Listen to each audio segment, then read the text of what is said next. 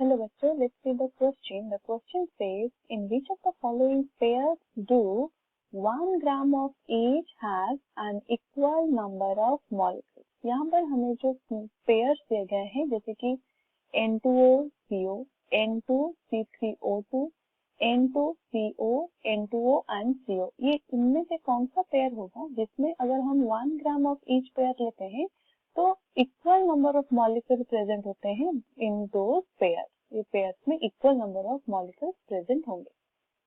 की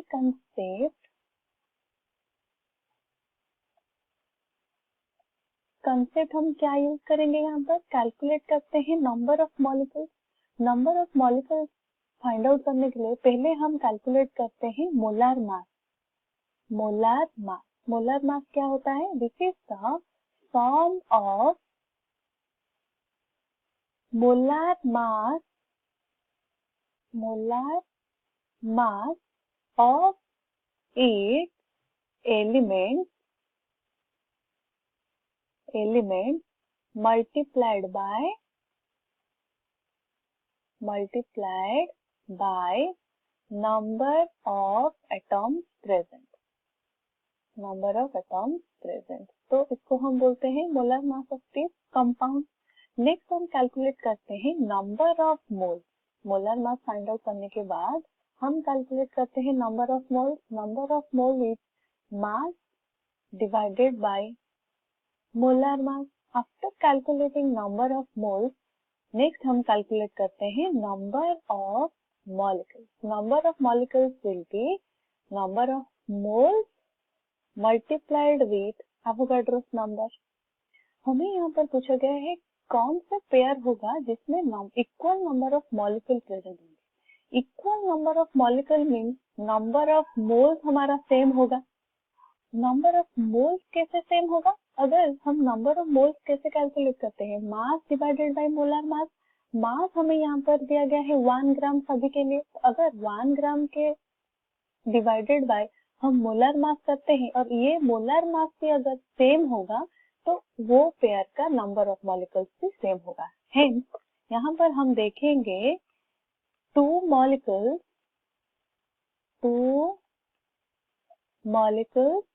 with same molar mass, उनका जो नंबर ऑफ मॉलिक्यूल्स होगा वो भी इक्वल होगा। Will have equal number of molecules. So let's calculate molar mass of each pair of the molecules. First pair हम लेंगे between N2O and CO. N2O का molar mass हम calculate करते हैं। नाइट्रोजन का molar mass is 14 और number of nitrogen यहाँ पर present है 2 प्लस ऑक्सीजन का is 16। तो हमारा कितना होगा? 14 2 28, 28 6 44 ग्राम पर मोल।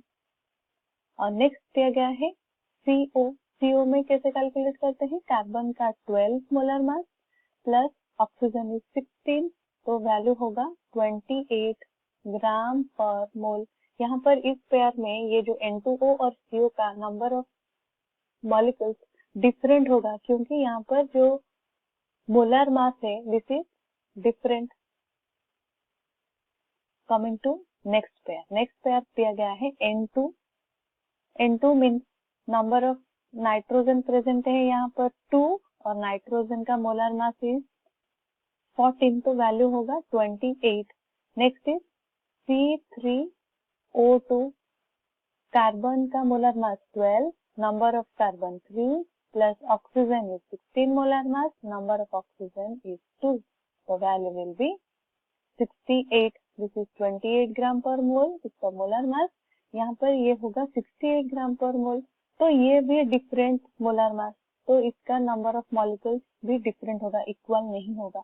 कमिंग टू थर्ड पेयर में दिया गया है N2 का कैसे कैलकुलेट करेंगे? नाइट्रोजन का 14 molar mass, 2 number of nitrogen, तो मोलर मास होगा 28 ग्राम पर मोल। नेक्स्ट हमें दिया गया है उसके साथ जो पेयर किया गया मॉलिक्यूल है that is carbon monoxide CO, carbon का 12 और ऑक्सीजन का 16, तो यहाँ पर हम देख सकते हैं 28 ग्राम पर mole is the molar mass of the carbon monoxide.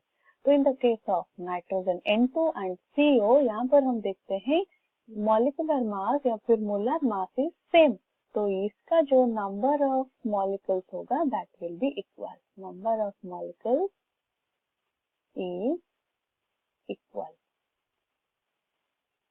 Fourth pair हमें दिया गया है N2O, N2O का कितना होगा, nitrogen is 14 multiplied with 2 number of nitrogen plus 16 oxygen का, तो वैल्यू होगा 44 ग्राम पर मोल। और उसके साथ पेयर किया गया है carbon monoxide CO, carbon monoxide का 12 प्लस 16 हमने कैलकुलेट किया है, तो 28 ग्राम पर मोल।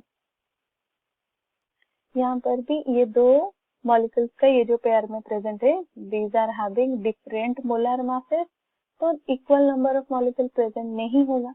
Coming to the third one, यहाँ पर हम थर्ड में देख सकते हैं N2 और कार्बन मोनोऑक्साइड का 28 मॉलिक्यूलर मास होगा या फिर मोलर मास है, ड्यू टू दिस रीजन उनमें प्रेजेंट होगा number of molecule will be equal number of molecules. तो करेक्ट ऑप्शन होगा हमारा option C, N2 and CO is the pair। I hope you have understood it well. All the best.